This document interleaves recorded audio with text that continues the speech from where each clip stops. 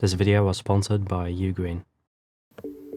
So I've been on a little bit of an infrastructure rampage lately, trying to get all the systems for the YouTube channel in, a fluid working order that weren't working order before, but, optimizing them to the point where it's actually really quick to do stuff.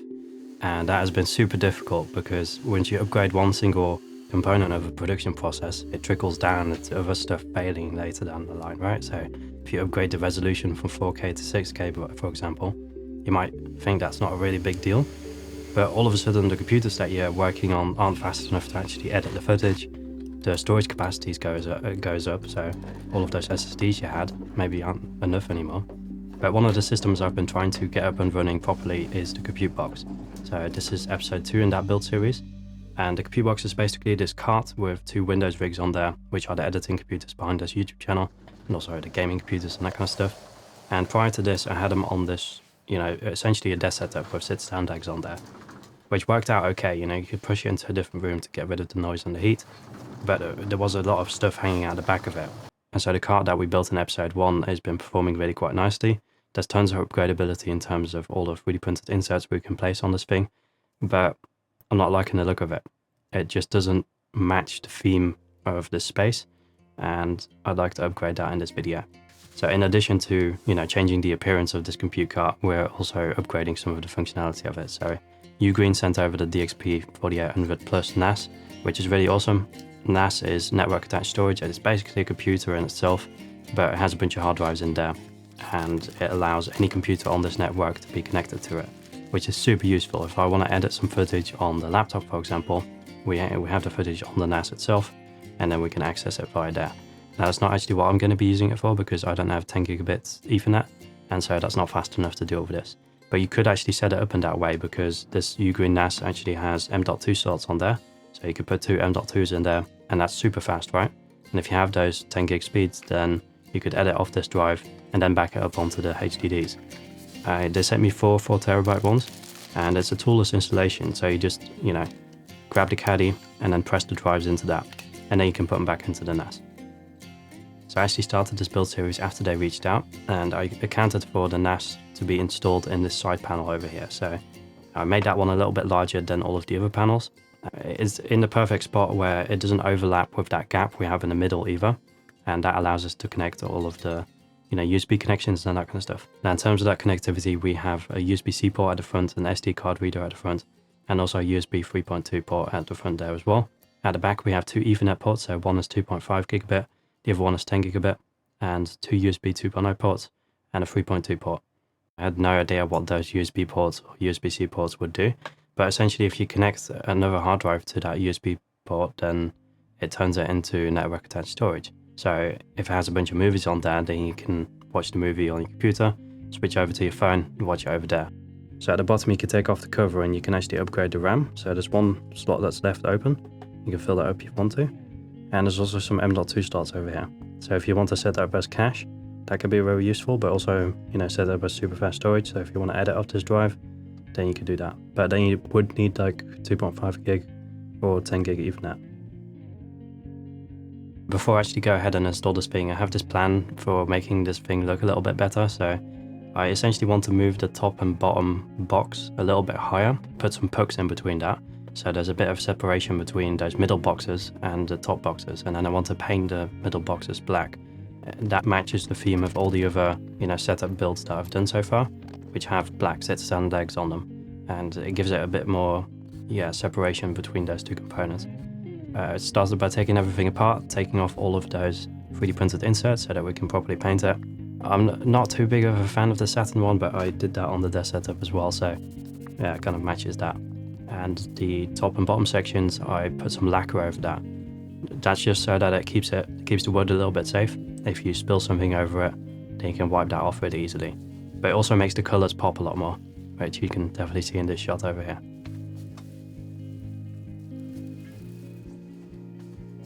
While that was drying out, I went to the Xtool S1, and this is a really awesome laser cutter, so I had some multiplex still laying around from the build. This is 12mm thick, and I made it cut like a circle around it with a 1cm hole in the middle. So these are going to be the pucks between the boxes and the top segments. I wasn't too like in my head I was more like the IKEA hack with, you know, the little desk fins, and it would be a lot higher, but eventually it was about that high, and I'm still not too sure about it, but we're going to leave it like this for now. And while I was putting these bolts on, I was a little bit afraid that the structural integrity was becoming a lot less because it was wobbly from side to side. Now that we, you know, have a lot less surface area where it's resting on, but as soon as I tightened those bolts down quite heavily, everything was just as solid as it was before. I actually didn't paint the power strips because I wanted those to kind of be an accent on this thing, but I should have painted those with the lacquer because they look a very different color from the bottom segment, and we could have really easily solved that. So, and if you enjoyed this video so far, by the way, definitely leave it a like, leave it a comment, subscribe to the channel, it really helps me out, and it tells the algorithm that this was a decent video. If it wasn't a decent video, leave a dislike, but also let me know in the comments why you didn't like the video, so that I can at least improve the video, of course.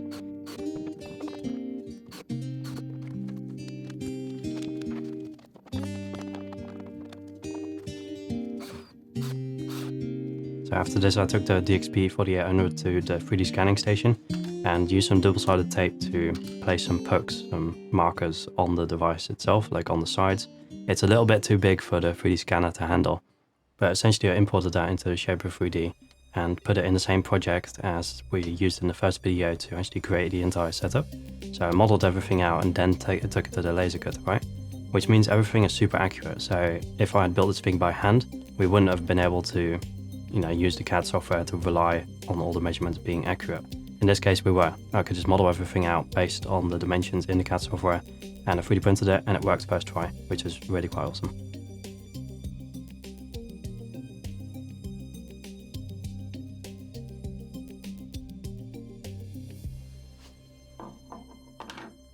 The design basically, it has two little feet which support the NAS itself, and then a front panel. The front panel doesn't do a whole lot in terms of integrity.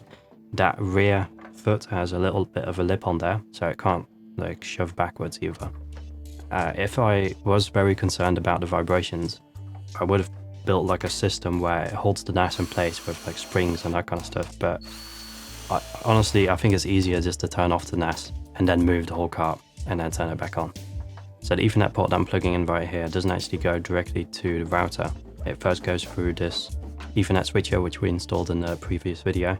And if you have any ideas for like future panels that we can integrate on this thing, definitely also let me know. This was a really simple little panel upgrade, but there's tons of like upgradability on this thing, and I'm really curious what this system will become in the future, right? But I'm definitely wondering if there is enough tech to actually complement all of the panels, or if we're gonna have to just like 3D print some face plates essentially and fill panels up to make it look clean. Now initially I thought this was a really boring product essentially. I mean, it's a NAS, and how good can it... I'm quite excited about the NAS, of course. But I didn't expect there to be so many awesome features that were actually implemented into this device. So the way you set it up is through this web page called finds.ugreens.com. And once you connect to it, it's going to search your LAN network. And this will be kind of like the setup process. Because I already have a setup, I can just go ahead and connect to it. So eventually you end up on this page over here, and this is just a computer, right? So if you connect to the HDMI port at the back of the NAS, this would be exactly what you'd be seeing. And it's super simple. So we have all the applications over on the side over here. The one that I'll be using the most, of course, is the files folder. You can open that twice, so we can easily drag stuff from one thing to the other. And under peripheral would be the external storage device. So on one of the USB ports, I connected a 6 terabyte drive, one of those larger ones, and it turns it essentially into network attached storage. So we can just view all of the files that are on here. If there's a picture on there, we can view that picture. It's my parents' pup.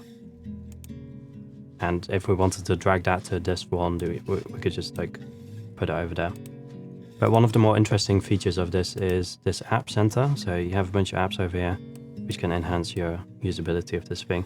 I haven't checked out the most of them, but I did read in the brief, of course, because this is a sponsored product, they did send over a brief, is the AI features in the Photos situation. If you download the Photos app and you go into the Photos app up top here, you go to Settings and AI Settings, and then you can download a bunch of these AI image recognition things which are run locally on the NAS itself. So it's not going to an external like cloud-based AI system, it's doing this on the device itself. Then we can just type in cat, hit enter, and it's going to use the AI image recognition to find that cat. Now it's actually calling this a Siamese cat. I'm not entirely sure, is that a Siamese cat? Maybe. But that is really like, wow, I wasn't expecting that on a, you know, that's a really great way to hype up a NAS. In general, I'm really liking how this ComputeBox is coming together. It's fitting the theme a little bit more, and it looks a lot better than it was before. But especially in terms of functionality, I'm really noticing how much we can upgrade this in the future as well. Special thanks to UGREEN for sending over that NAS, that's really awesome. I hope this build gave you some inspiration for your own project, and see you in the next one.